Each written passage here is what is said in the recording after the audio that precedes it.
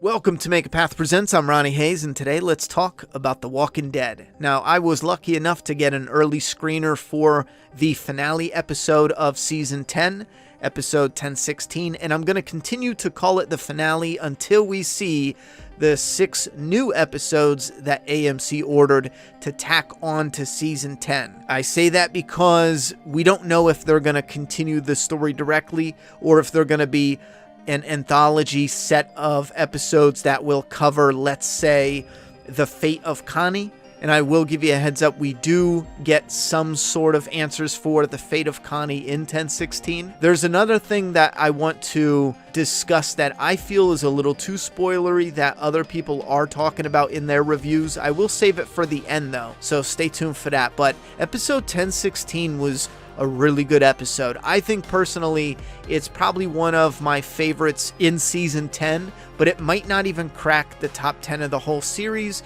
I just don't want to get people's expectations up too high because I see a lot of people asking if it's going to be like this insane crazy war, or, is half the cast going to die? Is it going to be all nuts? And it's not what you think, but it still has its good moments. There's definitely some things that are weighing it down a bit, meaning some of the characters you just don't buy the danger that they're in. You just know someone's going to show up at the last minute. You just have that feeling.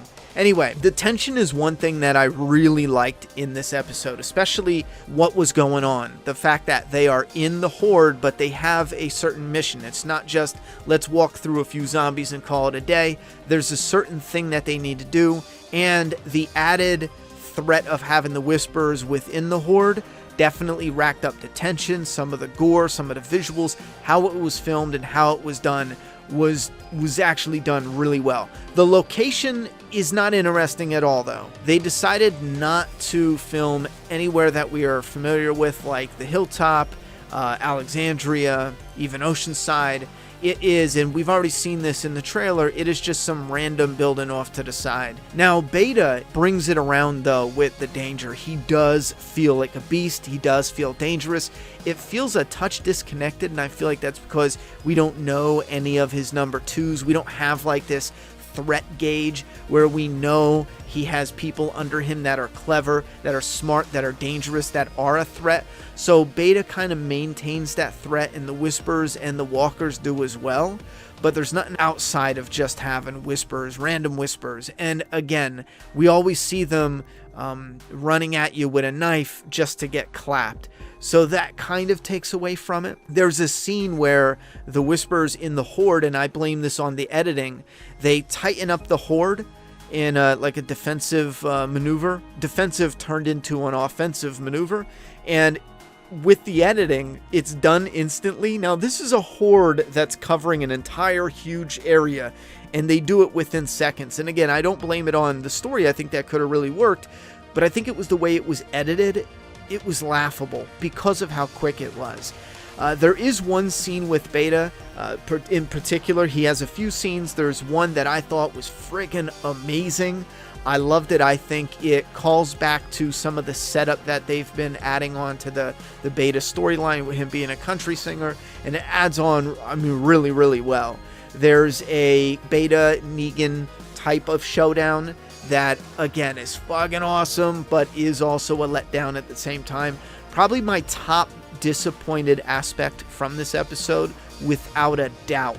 Now, our heroes are in the horde as Beta is bringing them through. And I love this feeling. The tension here is great. Ever since the comic, I've wanted this, and I've talked about this, but I've wanted more fighting. Now, we do get it in the horde, and that's what I love about it, because you're fighting in the horde, and you're also trying not to get attacked by the walkers and discovered by them, but you have to defend yourself, or you have to launch your assault. Now, we do have a push to get into the building, and there is some blood and gore. It's really brief. I did like it, though. It sidesteps this moment with Judith that I started really digging, because it's like, oh man, that's traumatic. Like for a child, that's traumatic, but they breeze over it so quickly that I'm not really sure they're going to capitalize on what they could do with that moving into season 11 and further with her storyline. Maggie, she's definitely a welcome sight, and although her scene is wildly brief, there is something with a certain character that was really nice. Another part of Maggie's story is so brief, I shit you not, I forget it. I don't even remember it. I'm racking my brain going, wait a minute, Maggie and other people, I don't even remember. It's that brief. That could have just been me though. I gotta rewatch that. Now, the emotional moments are there, and there's a few of them. There's one in particular that was heavy-handed, and this is with the travel group with Eugene and them. They do have this moment of doubt, like they're not going to make it, and I'll just tell you straight up, the dialogue, I feel like they're trying to make a connection with the characters, but the dialogue just came off as a bit ridiculous and forced. They could have just had Eugene be like, yeah, you know what, we might not quite make it there, but what else are they going to do? You know, people in this world know you're traveling across post-apocalyptic landscape. If you don't make it there right on time, I just don't buy it that they're going to bounce, no matter what they said. So part of that dialogue is heavy-handed. Some of the other emotional moments that hit really good were Negan and Lydia, Carol and Lydia, Carol and Daryl have something that also connects to the reveal that they're going to have a spin-off with Daryl and Carol, and even a weird emotional moment with Beta and the Walkers. Now, they have teased this in the trailers and in previous episodes where he thinks the Walkers, he's envisioning them or hallucinating them as his entourage and his groupies or his audience, so to speak. So they have a moment, they capitalize on that and add to his breakdown. It's done in a way that I really did like. It might have been brief, but again, they've been building onto this, and I think that worked out really well. Now, these scenes look like they were filmed in the daytime. In the episode, they actually take place at nighttime, and there's some good tension built up here. We have a little fight moment that calls back in a way. I feel like it calls back to something in season 9. Now, I might just be misremembering the episodes. Maybe it is early in season 10, but I feel like this touches base with something that they set up in season 9. And in a way, it's actually something from the comic. Now, they released an image of Carol, and this is one of my favorite scenes from this episode. It calls back to episode 1001 and 1002 when Alpha and Carol face off standing on the edge of the cliff. And I just say that because when you look at it, it's filmed in that similar fashion. Now, there's really cool visuals to it, and I can't tell you what that is, so we're going to come back and discuss this the night the episode airs. But the symbolism and that visual, it is a really nice bookend to this Whisper story arc as a whole, but primarily because of the visuals, a nice bookend for season 10.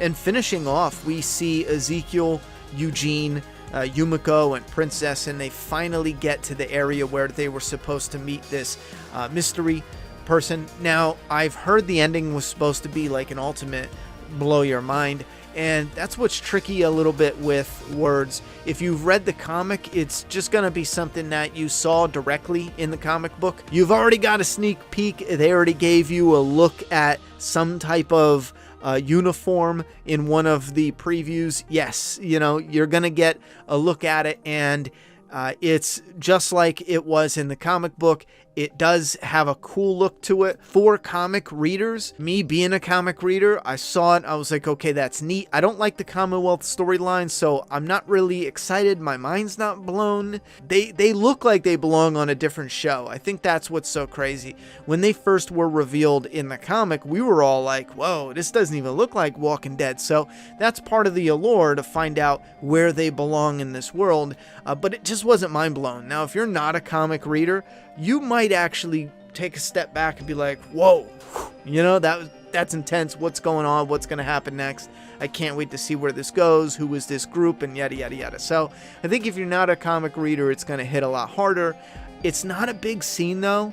And I just keep playing it over and over again in my head. And I just don't know how it's supposed to be mind-blowing, even if they weren't adapting something from the comic book. I just don't understand how that's mind-blowing, but I could be missing something. The spoilers are out, so be careful. In the comments section, if you want to share some opinions, go ahead, but again, be careful.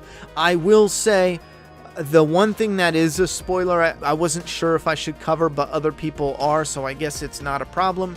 The masked individual, this is what I called a big troll within the fandom, because it's nobody.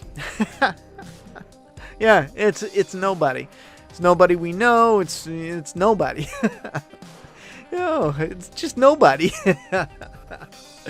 Oh man, it's a him because it's called a him. That's about it.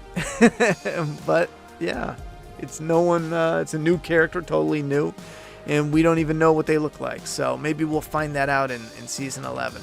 See, that type of shit we should have saw coming.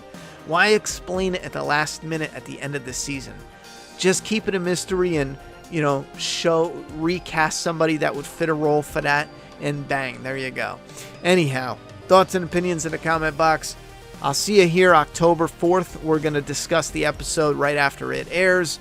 Until then, peace.